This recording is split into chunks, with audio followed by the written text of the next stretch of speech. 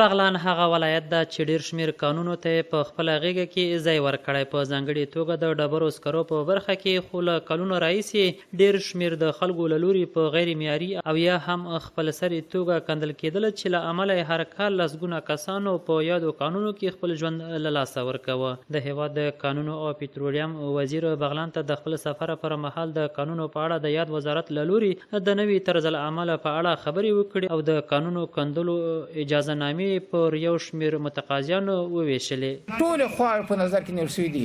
استخراج به پني کوي او تجهیزات به عصري راوړي. آن تکنولوژی را مستعمل کنه که او عصری باشه.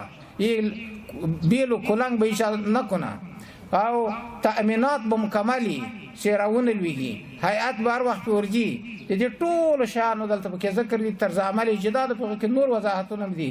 خدا چا سره سیمګه امضا کوو او دا اجازه لیک ورکوو د نه میاشتو لپاره. نو الحمدلله د معادنو د حفاظت لپاره امارت اسلامی په مجموع کې بالخصوص د معادن وزارت او بیا خاص کر د پلان او پالیسۍ معینیت په دې برخه کې زیات کار کړی دی. په همدې حال کې د بغلان ولایت ځایي مسؤلین د قانون او پټرولیم وزارت یاد اقدام ستایي او زیاتوي چې د یادو اجازه نامو په ویشلو سره به قانونو کې کار چټکتیا ومومي او شته ډېرې ستونزې به ورسره هوارې شي. د معادنو استخراج تاسو ته معلومیږي چې هغه یو داسې جامع کار دی چې په هغه کې سړک جوړیږي، په هغه کې تجارت کوي، په هغه کې اسلامي امارت او اسلامي نظام ته عواید راځي، په هغه کې مزدورکار او غریبکار هغه خپل مزدوري و روزانه کوي. خلاصه فواید هر اړخیزه او ټول ملت او حکومت او نظام ته رسیږي.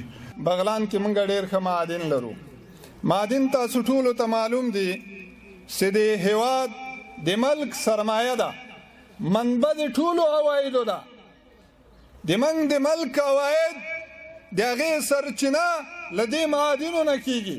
دا په داسې حال کې ده چې ویل کېږي په نږدې راتلونکي کې به په 15 ولایتونو کې د ډبرو سکرو 15 پروسس کارخانې جوړې شي چې د یادو کارخانو په جوړېدو سره به کندل شوي د ډبرو سکاره پروسس او هیواد ته به یوه ښه عایداتي سرچینه شي.